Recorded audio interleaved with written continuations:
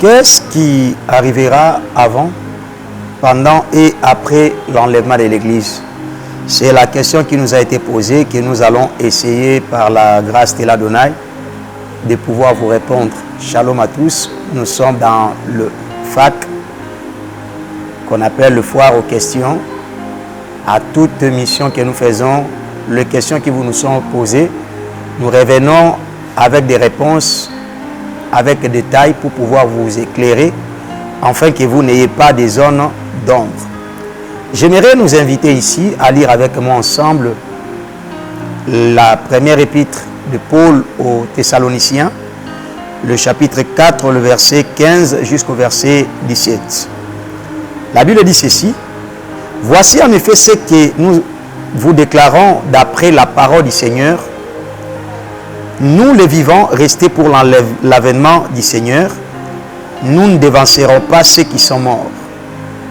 Car le Seigneur lui-même a un signal donné à la voix d'un archange, et au son de la trompette d'Élohim descendra du ciel, et les morts en Amashia ressusciteront premièrement. Ensuite, nous les vivants qui serons restés, nous serons tous enlevés ensemble avec eux sur des nuées à la rencontre de l'Adonai dans les airs. Et ainsi, nous serons toujours avec le Seigneur. » Retenez bien ces dernières phrases.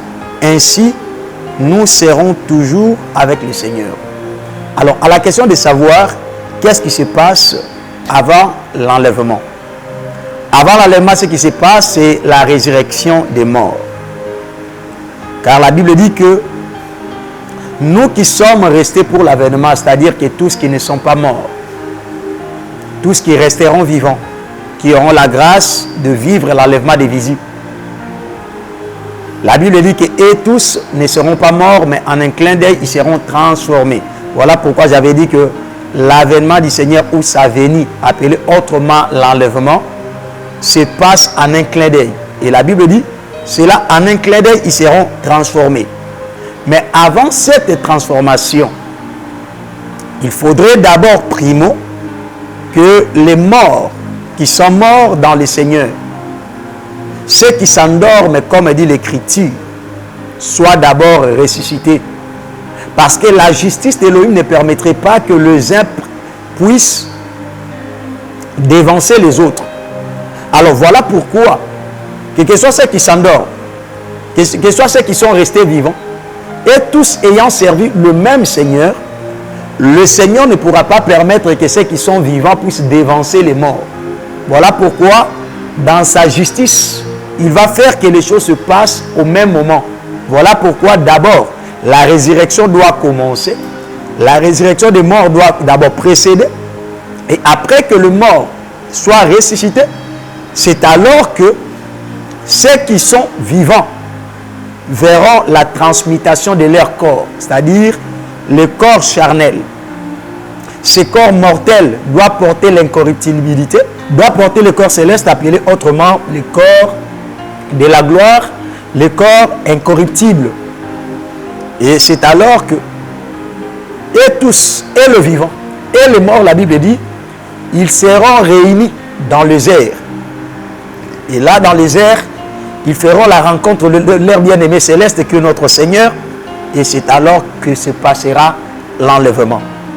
Mais parlons un peu de cette résurrection des morts. Comment ça se passe? Écoutez, la Bible dit à la voix d'un archange et à la trompette d'Élohim. Il faut faire ici attention. C'est quoi la voix de l'archange et c'est quoi la trompette d'Élohim?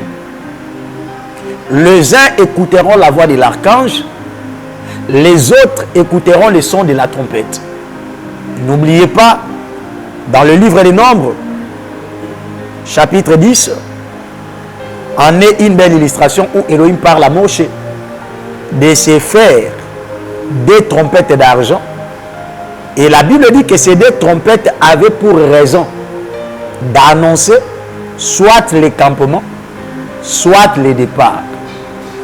Attention, la trompette annonçant les campements, c'est la trompette qui a commencé à sonner depuis le jour de la Pentecôte. où la voix de Pierre a rassemblé le peuple pour leur dire, sauvez-vous de cette génération perverse. C'est ce message dont Pierre a annoncé au peuple d'Israël pour leur dire de pouvoir se repentir. Et ainsi, ils se sont rassemblés dans les assemblées de l'église. C'est ça la trompette du campement ou du repos. Mais tandis que l'église attend encore un nouveau son de la trompette. C'est la trompette qui annonce le départ. Et cette trompette annonçant le départ, ce n'est pas un homme qui la sonnera. Je dis bien, ce n'est pas un homme qui la sonnera. De la même manière que le vierge folle et sage étaient toutes endormies, la Bible dit au milieu de la nuit, ils attendirent une voix qui dit, voici l'époux, allez à sa rencontre. Donc il y a eu une voix qui a annoncé le départ, le réveil de l'épouse pour rencontrer l'époux céleste. C'est-à-dire que le vivant qui seront là pendant le jour de la venue du Seigneur, et ils entendront la trompette, parce que la trompette annonce toujours un message. La trompette ici dont je parle, ne faut pas penser, comme on chante des fois, que le jour de la venue du Seigneur, il y aura la trompette retentissante, et ne croyez pas qu'il y aura le son d'une trompette quelque part. Non.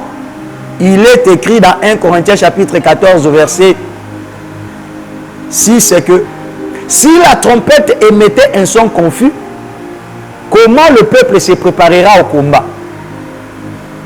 Donc vous comprenez par là que le langage de la trompette ne signifie qu'un message. Et la trompette a un message conçu, un message précis. Donc quand on parle du son de la trompette ici, il ne s'agit que d'un message annonçant le départ de l'église. Ceux qui auront les oreilles circoncises, ceux qui ont l'esprit qui pourront entendre ce son de la trompette qui annonce le départ. Mais ce n'est pas tout le monde qui l'entendra. Alors, la voix de l'archange, un archange c'est qui? Un archange est un chef d'une troupe des anges. Et le chef de l'armée de Yehowa ici, c'est lui-même Yehoshua. Alors quand on dit qu'à la voix de l'archange, faites ici attention. Le jour de la mort de Lazare, il n'y avait pas qu'un seul Lazare qui était mort. Il y en avait plusieurs. Mais celui qui a entendu la voix du Fils de l'homme qui a crié, Lazare sort, c'est le Lazare qui était circoncis, dont les oreilles étaient circoncis. Il n'était pas mort, mais il s'endormait à l'espoir d'être réveillé. Ainsi sont les élus. Ils ne meurent pas comme tout le monde. Mais pour Lazare, on ne dit pas qu'il est mort, mais on dit qu'il s'endort. Ainsi ceux qui sont dans Hamashia, Yehoshua, et ils ne meurent pas. Mais ils s'endorment dans l'espoir d'entendre la voix du Fils de l'homme les réveiller. Voilà pourquoi la Bible dit, pour que Lazare sorte de la tombe, Yehoshua a poussé un cri de commandement. Lazare, sort. Ce cri de commandement-là, la personne qui peut le pousser ne peut être que l'archange, c'est lui qui a le pouvoir. S'il poussait ces cris, même le séjour de mort ne peut plus retenir ceux qui ont été retenus. Voilà pourquoi, pour le vivant, ils entendront le son de la trompette, mais tandis que pour le mort, ce sera la voix de l'archange qui les réveillera pour aller à la rencontre de l'époux. Ah! Voilà pourquoi quand il se réveille dans l'incorruptibilité. Il porte un corps de gloire, un corps incorruptible, dont la mort ne pourra plus retenir. Et le mort, et le vivant, qui était resté pour l'avènement de l'Adonai, L'Écriture dit que en un clin d'œil, ils seront transformés. C'est elle, Sarah, dont le corps était devenu vieilli, double fois ménopausé. Mais lorsque Elohim est resté dans sa tente, la Bible dit, elle qui avait vieilli, elle a pu encore voir ses menstrues, elle a pu encore concevoir, son corps avait changé. De la même manière que le corps vieilli de Sarah avait changé, en devenant comme un corps de jeune fille, ainsi ceux qui seront vivants pendant le jour de l'avènement du Seigneur verront la transmutation de leur corps. Ils changeront de nature pour pouvoir aller ensemble avec le vivant et les morts qui étaient ressuscités, retrouver leur mari céleste dans les airs. C'est ce que nous appelons l'enlèvement. Et maintenant, après l'enlèvement, c'est la question qui nous a été posée. Quand Yehoshua, comme l'époux, prend son épouse, il amène l'épouse dans les noces de l'agneau. Il amène l'épouse dans les noces de l'agneau, où là-bas dans les noces, il y aura ce que nous appelons le tribunal de Hamashia. Faites attention. Quand Paul dit que nous comparaîtrons tous devant le tribunal de Hamashia, n'allez pas confondre cela au jugement dernier. Le tribunal de Hamashia s'appelle le tribunal du jugement des récompenses, où chacun devrait recevoir la récompense quant aux œuvres posées sur la terre. Serait-ce la couronne incorruptible? Serait-ce la couronne de gloire? Où la Bible dit que d'autres, ils ne se verront pas couronnés. Pourquoi? Parce qu'après avoir reçu Yehoshua, ils se sont seulement contentés du salut. Mais les œuvres, ils ne l'ont pas posé. Ils n'ont pas évangélisé. Ils n'ont pas aidé les pauvres. Ils n'ont pas aidé les nécessités. Et ils se sont seulement contentés du fait d'avoir reçu Hamashia. Ils se sont limités là-bas. Or, pendant les noces de l'agneau, dans les noces, c'est là où nous serons couronnés. Nous sommes couronnés par rapport aux œuvres posées sur la terre. Voyez-vous? Voilà pourquoi l'apôtre Paul dit que si l'œuvre bâtie par chacun doit passer au moyen du feu, il dit que le feu éprouvera tout. Si c'était de l'or, si c'était de l'argent ou du foin. Le jugement dont Paul parlait là-bas n'était pas le jugement de la géhenne. Il ne s'agissait pas du jugement du feu éternel. Mais il s'agissait du jugement des récompenses, ce qui se passera lors des noces de l'agneau. Pendant que l'église est enlevée, on est en train de chercher les saints sur la terre. L'épouse est en train de festoyer dans les noces de l'agneau avec son époux céleste. Et l'œuvre de chacun, malgré que tu es sauvé, mais tu dois passer par le tribunal de l'agneau, où toutes tes œuvres devront passer par le jugement des récompenses. Voilà.